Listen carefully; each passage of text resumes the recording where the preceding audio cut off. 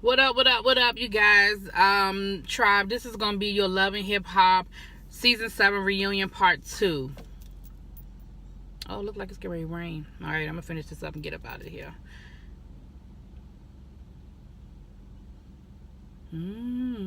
Okay, this is gonna be a quick review anyway because the reunion was boring. Okay, it was the second half of the reunion. It was a whole lot of B characters and, in my opinion, B storylines.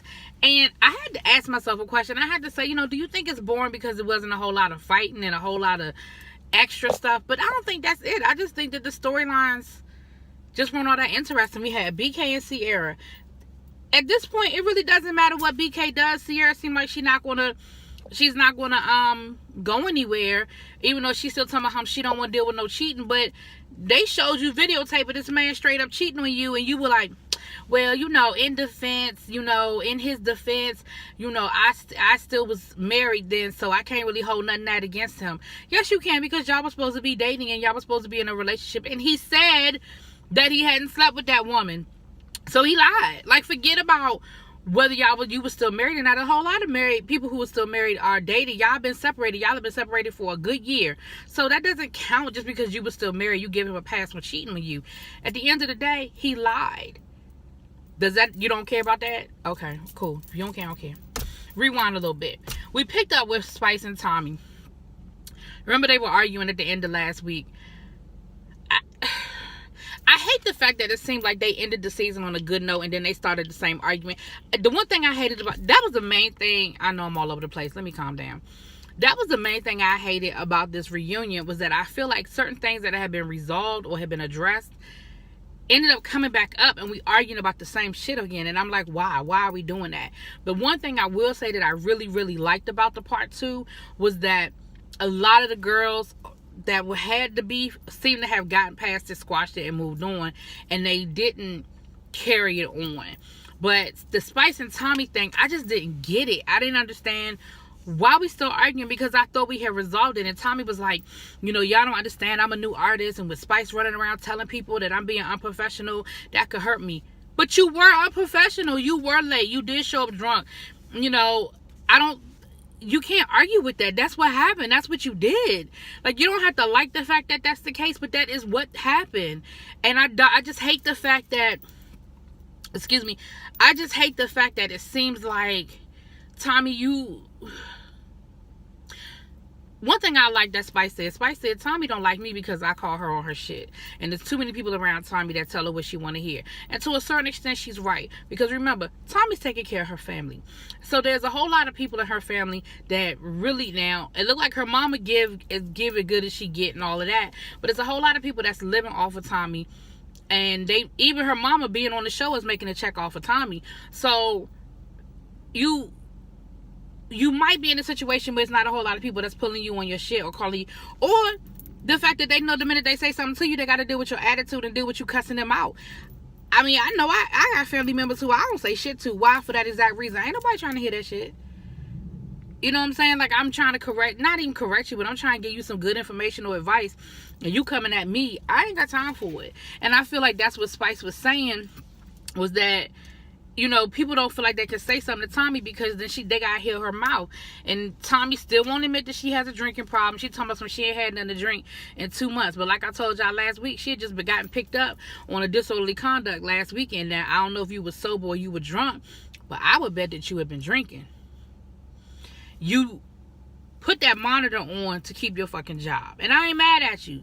You gotta secure the bag, but that's why you got that monitor. Don't make it look like you did something grand and noble. You did that because the show told your ass you needed to do it to keep your fucking job. And I appreciate the fact that you haven't been drinking for 2 months. And if that's the case, then bravo. That is a hard thing to do, and I can appreciate that. But I still believe you have a problem. And I'm on the outside looking in, and I could really be wrong, but there's something. Tommy, you got demons. You a beautiful girl, a young lady. I should call you a girl. You a beautiful young lady, but I think you have some demons that you got to deal with. You need to do like Jackie Christie and go get you some therapy, because it is working wonders. Jackie Christie is doing really, really good. Really good. They didn't really update us on her mother's health, which I can respect, because maybe what they found out about her mom is something they're not ready to share, and I can respect that. Or maybe it was just not true at all. But I hate to think that people lying on their health. So I'm just going to say that they didn't want to share that. And again, I can respect that. One thing I will say that Tommy did, Tommy said that there's no reason to disrespect your parent. And she was like, for my young fans, I don't want them to think that that's cool. I don't want them to think that I feel like it's okay to be disrespectful to your parents. However, she said that me and my mom just have a different type of relationship that it's been years in the making, and it's not a typical mother-daughter relationship. And for that, I can respect. And she's right. And I like the fact that she said it, and she said it for her fans to hear her, especially her young fans, to hear and understand that that's just not cool to speak to your mom the way that her and her mother interact with each other. But you can definitely tell that this has been a lifetime of disrespect, that her mother probably didn't really raise her, that the streets raised Tommy. I mean, that's just valid. Seems like her mother's trying to do better now. Seems like Tommy is willing to try to meet her halfway, and that's another reason why y'all need to be in therapy, because it's probably a whole lot of shit that we don't never need to know about, reality TV show or not. We don't never need to know about, but there's probably a whole lot of shit that y'all been through, that y'all went through, a lot of stuff that Tommy has seen you do or not do or whatever, that y'all need to really process. And I don't mean that old bullshit for made for TV, therapy that y'all did last season. I mean some real digging deep. And maybe Tommy is in a place to hear it now that she is sober, and really do the work, because it's hard. Like, maybe I need to go Iyanla. Would y'all watch Tommy on Iyanla? Would y'all think Iyanla would get Tommy together? I think she would. I think she'd storm off like Neffy, though. Alright, Ciara and Shooter. Shooter tried to act like Ciara wasn't there for him when his son was killed. And Ciara said that Shooter had her ass on block. I don't know how hard you want me to work when you've blocked my calls. If I'm calling you and my call always going straight to voicemail, what that says to me is you don't want to talk to me. And I understand that you're grieving, and I understand that you're going through something. And what Ciara said was that she let him know, she let him know she was there, and she figured that he would contact her when he was ready to talk. And she was just trying to give him time to grieve and to process, because she said she didn't get offended the fact that she was blocked, but don't try to act now like I didn't do enough when you put me in a position to not be able to do enough. And of course, Shooter was like, you should have tried harder. You knew I was going through something. Forget all the other stuff. Put that aside. You need to be there for me. I see both sides of that story. However, again, you didn't address the fact that you had blocked her. You had blocked her, not on social media type block, but like she said, when she called him, her number was blocked on his phone. You didn't address that. So for you to make it seem like, well, I'm supposed to just chase you down, he's talking about something, put all that other stuff aside, you're supposed to reach out to me. I can see where he's coming from, because again, you were that child's stepmother for a long time, and he was like a child to you. And I'm sure that Ciara did her own grieving in her own way. But again, you made it seem like you didn't want to be bothered with her by blocking her. So I don't know what more you wanted her to do. But I saw both sides of that coin. But I'm going to lean a little bit more towards Ciara's side, from the point of view of, if you block me, that's sending a message. You block somebody, that's saying, leave me the fuck alone. I don't want to be bothered with you. Ciara, and of course Kelly had her 2 cents, but I ain't gonna entertain Kelly ass, because Kelly she wants some bullshit. Because you don't get an opinion. You don't. Like Ciara said, she didn't even know his son like that. Like, you don't get an opinion on their marriage. You don't get an opinion on their relationship. Then she tried to go to Tobias, and y'all know my girl Tokyo ran her ass for filth. Okay? I couldn't get it out. Kelly ain't stand a chance against Tokyo's lethal ass tongue. I love it. He tried to call Tobias a liar. Tokyo said, well, I know y'all saw this in the preview, but Tokyo said, you a liar. What I lie about? You lied about breaking artists? Like, you supposed to be, what is it, A&R? She was like, I ain't say you A or no R, nobody. Kelly ass couldn't say shit. They got to arguing, but it wasn't nothing she could say. Like, at that point, you know how you arguing, but you arguing from behind the A-ball. Like, it wasn't shit to say to that. Tokyo had your ass before you got out the gate good. It wasn't shit to say to that. All you could say to that was, that's all you could say to that.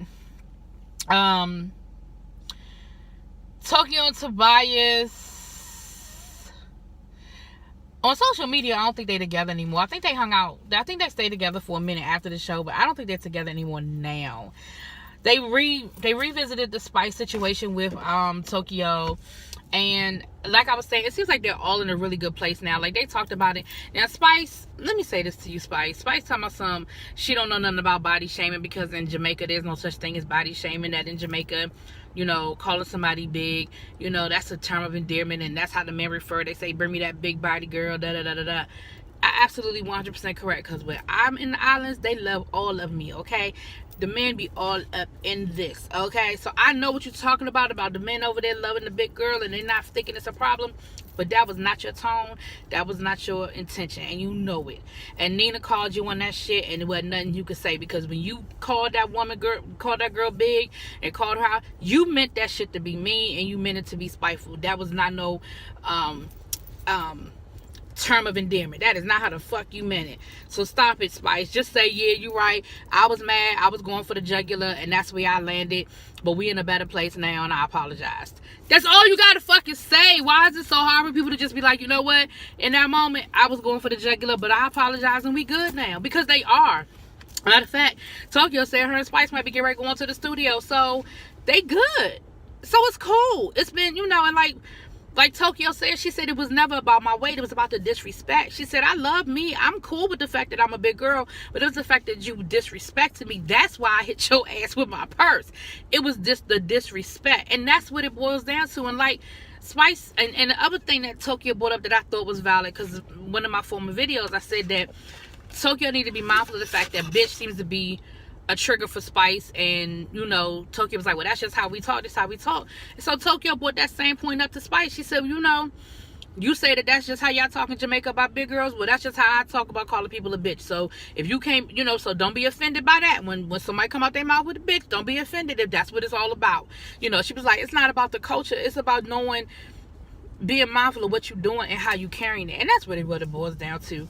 The only thing is, I've got one more thing to say. Well, a couple more things saying. I'm almost done, because I said this wasn't going to be long, and it's already 12 minutes. Tobias. Okay, Tobias. Why you start your sentence all the time about something? Well, yeah, I know Toke is kind of a big girl, but, you know, she's so confident in who she is in her heart. You ain't got to say all that. Just say, I love her. Why you gotta, and Tokyo even kind of gave you the side eye, like, nigga, what? Why you starting off with that? You don't have to talk about the fact that she a big girl. Just talk about the fact that I love her, and none of that matters, because it doesn't matter. If you like big girls, you like big girls. It makes the world go round. Like, if no men out there like big girls, hell, I'd still be a fucking virgin and never been with a man and never had a boyfriend and never been engaged and none of them other things that I've been through in my life. So it's not about the size. It's about that's who you love. And in that moment, that's who you want to be with. And you don't care about the fact that she's a virgin. That's the part, you know, that I could see you saying, well, I don't care that she's a virgin. Because I could see that might be being an issue for you as a grown man who's been sexually active. I could see that could be an issue. But anyway, I don't need to get together no more. So I don't even know why I'm wasting the energy on it. Like I said, all the women made up. Estelita, Spice, Carly, Tokyo. And Tokyo even said something about Carly. She said Carly has good intentions. She's got terrible delivery. So again, maybe in watching the season back and seeing it from a different perspective, maybe Tokyo realizes that Carly is messy, but it's not with it's not with nasty intentions. And Carly even explained the whole French Prevention thing. She said, look, I knew that if I had gone to Sierra and just told her what was up, Sierra wasn't gonna believe me. So I had to have receipts, and that's what I did. Now we see that Carly's telling the truth, because Sierra got the evidence right in front of her, and she's still giving BK passes. So, whatever. Spice and Carly are in a really good place. I just said, oh yeah, they're in a really good place. Like I said, all the girls seem like they made up. The only other piece they showed, I ain't even write no notes on it, because I ain't even going to do a whole lot with it, is Mama D talking about her new body, and, you know, Scrap being, and, you know, the band being pregnant and all that other stuff. So that is a wrap for season 7. We get ready to start Hollywood next week, and I'm already kind of irritated with the whole Hollywood piece, because we already found out that at least one storyline is fake, and it's a rumor that the second one is that. Rumors out there that the storyline with what's my girl and her husband, A1 and Lyrica, they're supposed to be having some sort of marital problems this season. Supposedly that's a fake storyline. And then the storyline with Tierra Marie and the sex tape supposedly is fake. That she's leaked the sex tape herself for the purposes of having a storyline for the show. So I hate that I feel that way already, but you know I'm gonna watch it. I'm gonna review it. I see if it's too bullshit. If it's too much bullshit, I'm gonna just drop it, because you know we got Insecure coming up, we got Power, we got a whole bunch of other stuff going on this summer, but we gonna see how it go. All right, y'all, drop it in the comments. Y'all let me know what's up. Peace.